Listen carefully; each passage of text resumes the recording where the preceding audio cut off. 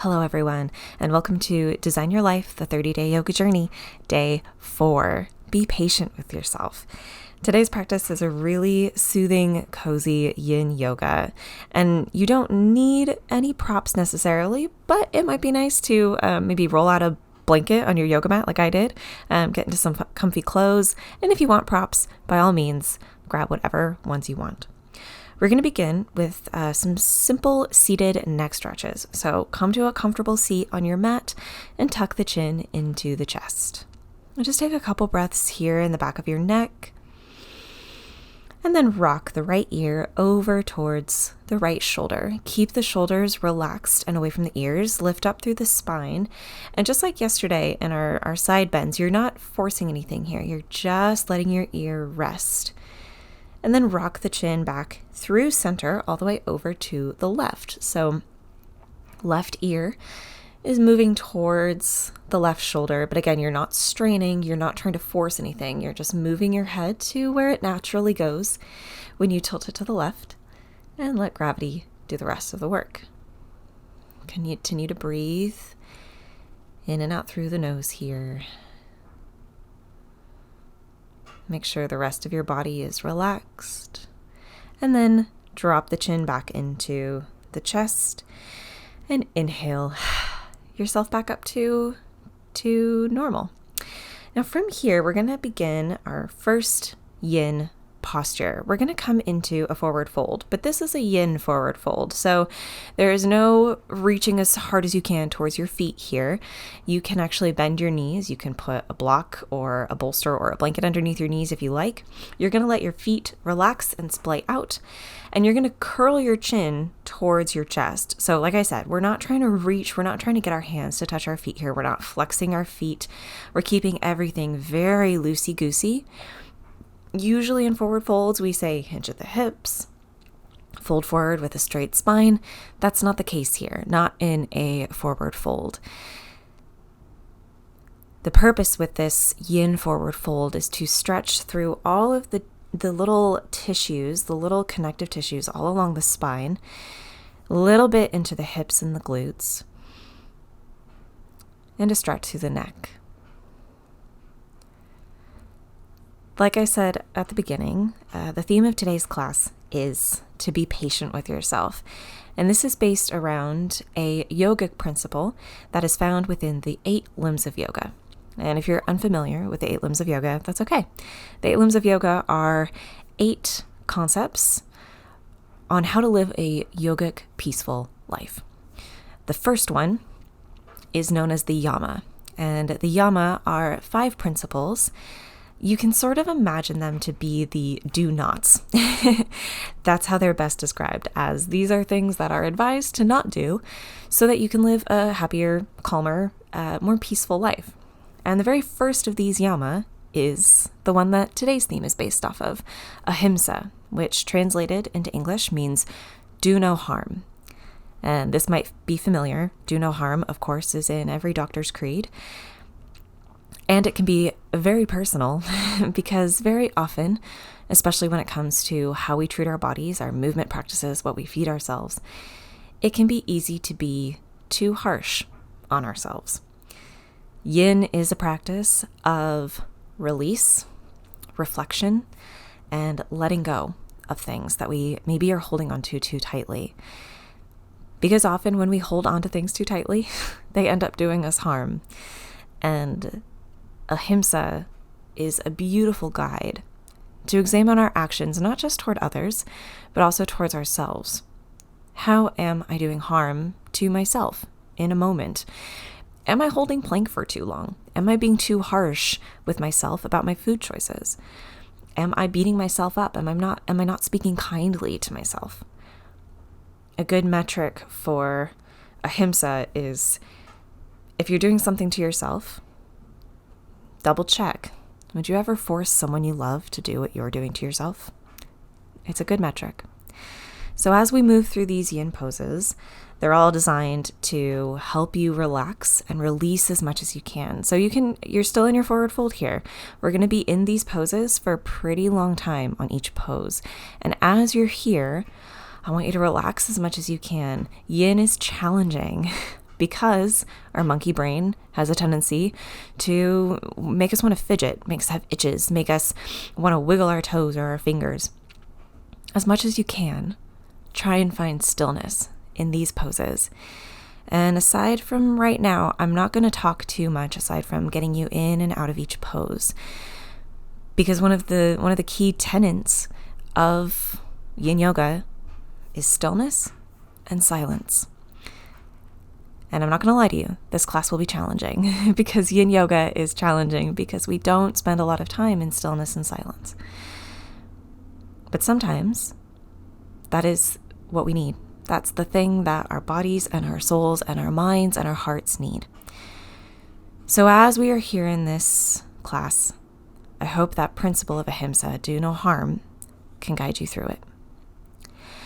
Bring your hands to the mat so that you can push yourself back up to a straight spine. Move slowly in and out of each pose.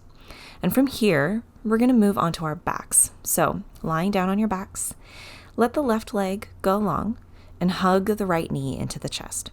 If you need to keep the left knee bent, you can, of course. And with the right leg, you can clasp your hands underneath the thigh or on top of the shin. It's up to you, whatever is available for you. And if that's a little out of reach, you can always use a strap to wrap around the outside of your shin to gently pull the leg towards you. The goal here is we're getting into the left hip flexor. So we are hugging the right leg to us, but the stretch is isolated in the left leg, in the left hip flexor, which is the muscle that allows us to move our leg. That's the muscle that helps us walk. So in this pose, nothing should be working aside from your arms holding your right leg to your chest. Otherwise, relax through your shoulders, relax through your hips and your glutes. Check and see if anything is clenching. Is anything trying to hold on where it shouldn't? It's so easy, I know for me personally in this pose, for my glutes and my hips to tighten when I'm in this sort of pose, and I have to breathe into my hips, I have to breathe into my glutes to relax, because it's hard to relax sometimes. But, of course, I'm sure you know this, clenching and holding on to things often does us more harm than good. So I'm going to leave you in silence for the rest of this pose. I'll cue you out to the other side in a couple of minutes. But enjoy it. Let your mind wander, but try and invite in a little bit of awareness to the idea of, where am I causing harm in my life, in my personal practices? And this doesn't need to be intense. It's a big question. So don't put pressure on yourself to solve all the world's problems right now. It's just a very gentle reflection of, what's one way I could be kinder to myself? What's one way I could be kinder to my partner, my family, my friends? And again, it's not legalistic. It's not something to add to your to-do list. It's just simply reflection.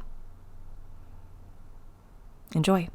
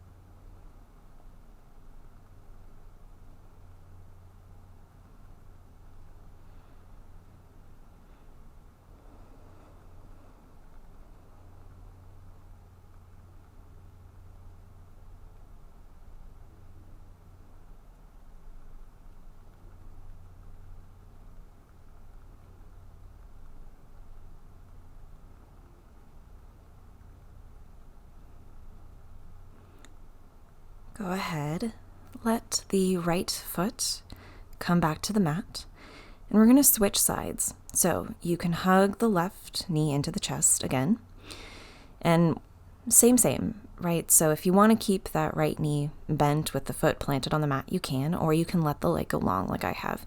Either way is totally fine. We all have different flexibility in our hip flexors, so do what works for you. There's a third tenet of Yin Yoga that I will talk about now because it's a good time. The thing about Yin Yoga is you never want to go to your fullest capacity in a stretch. It's very easy, of course, when we're doing a regular vinyasa or hatha yoga practice to try and go all the way into a forward fold, all the way into a pigeon pose. And we don't do that in Yin Yoga. If you look at your range for flexibility, on a scale of 1 to 10, we want to aim for a 5, a 6, or a 7 on that scale in Yin Yoga. So, like I said, the goal of Yin Yoga is to relax, to release, because what we're doing is we're getting into the connective tissues of our body. And the connective tissues aren't like our muscles. Our muscles have a wide range of potential flexibility to them. Our connective tissues, tendons, ligaments, fascia, not as much. We want to be a little bit gentler with those parts of our body. And Yin Yoga allows us to add flexibility to those areas of our body without being too intense about it. Because some things we just want to be gentle with. So, as you go through these poses, make sure and check in. This is another beautiful example of do no harm. Am I going too hard? Am I pushing myself too hard in this pose? Am I at an 8 or a 9 or a 10 when Alexis said I should be at a 5 or a 6 or a 7? And if so, if you are at an 8 or a 9 or a 10, back off just a little bit. Because we hold these poses for so long, you actually get more benefit by holding the pose just a little less intensely, but for a longer amount of time. Sometimes those small efforts have a bigger impact over a longer amount of time. So I'll leave you with that thought. Continue holding your knee to chest pose here and enjoy.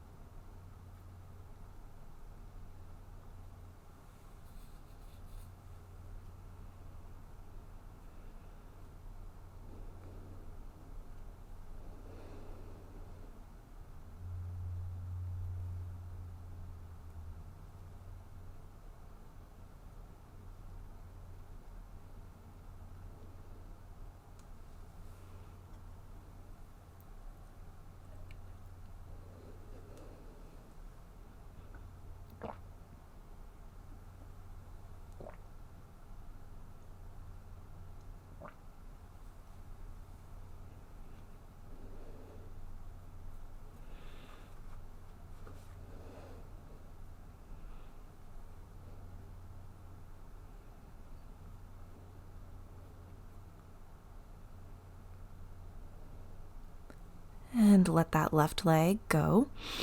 Make any movements you need to wiggle your hips. And from here, we're going to come into a reclined twist. So pick your hips up, pop them over to the left, and let the knees fall to the right. If you want a block or a blanket or a pillow under your legs or in between your legs, this is a great time for that. Your arms can be whatever is comfortable. I have I'm clasping my opposite elbows over my head. You can have your arms in cactus, out in a T, or resting on your belly or by your sides. Whatever you want, whatever feels good. Let this pose be very nurturing and restful.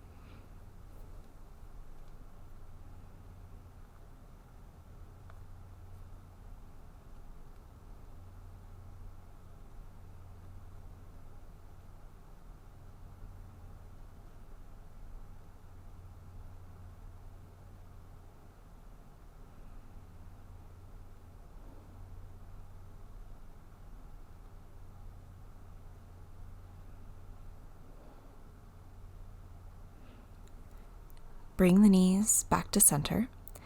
And this time shift the hips over to the right and let the knees fall to the left. And if you had your arms clasped above you, like I did, just make sure you switch your grip. Whatever we do on one side, we want to make sure we do on both. Otherwise, enjoy the pose.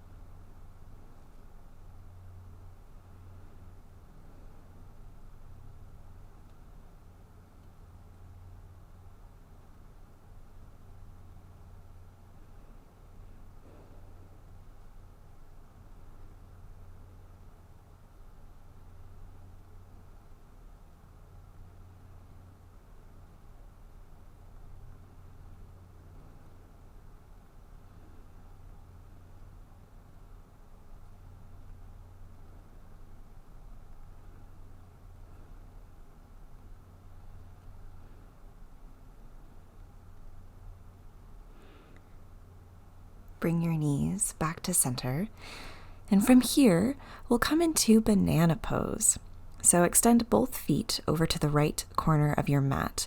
You can cross the left ankle over the right if you'd like, and then lift the shoulders off the mat and scooch them over to the upper right corner. So you're quite literally making a banana shape with your body. You can, once again, you can do whatever you want with your arms. I generally like to reach them up over my head, clasping my left wrist with my right hand in this case. You can also clasp opposite elbows, and if that's just too much, you can let your hands rest by your sides or on your belly. And again, just check in. Are you going too far?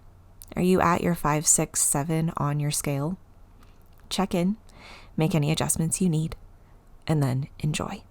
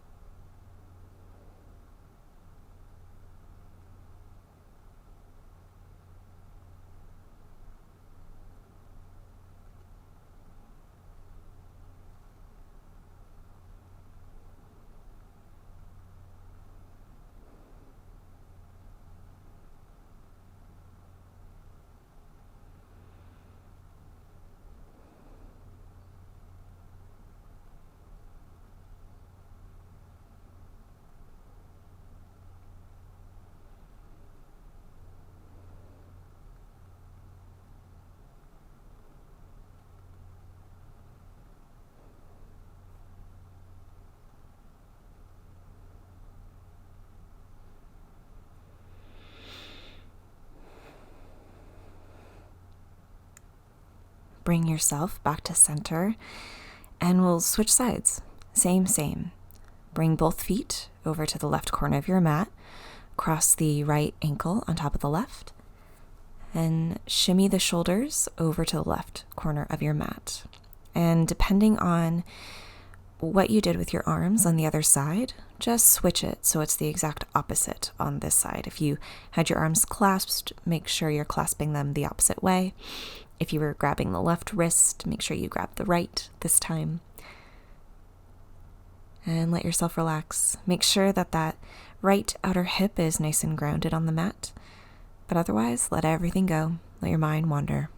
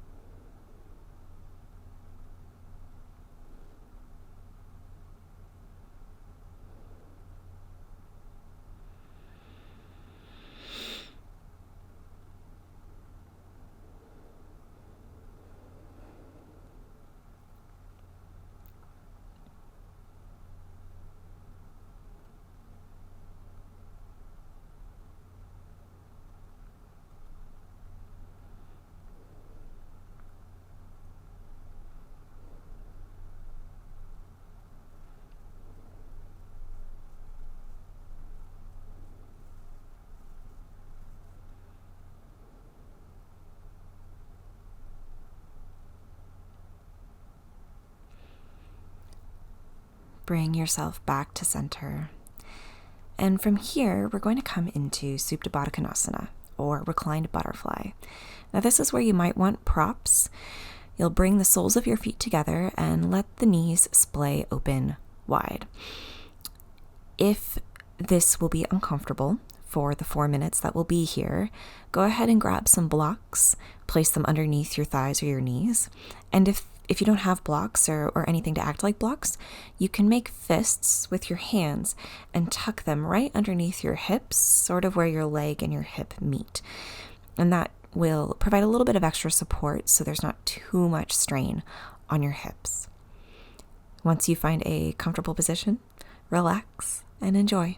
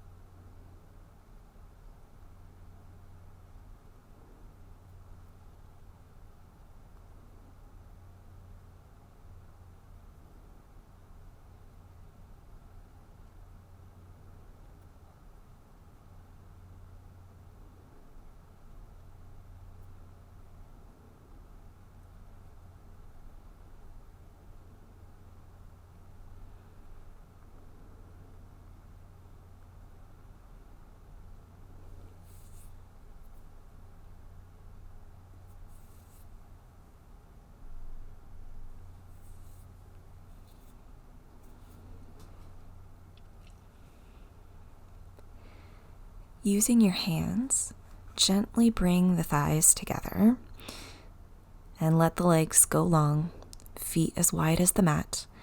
And we will finish here in Shavasana.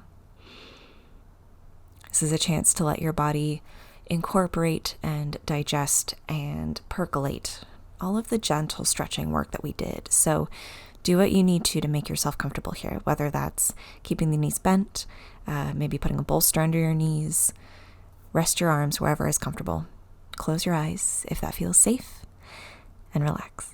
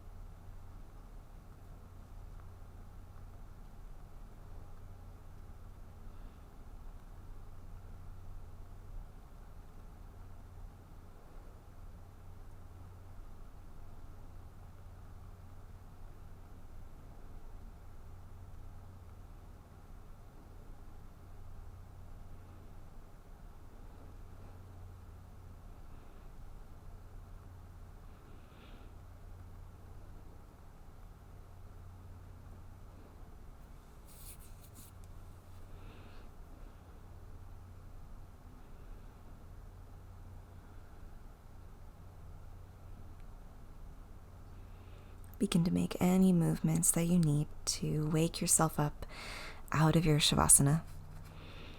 You can stretch from the tips of your fingers to the tips of your toes. You can hug your knees into the chest.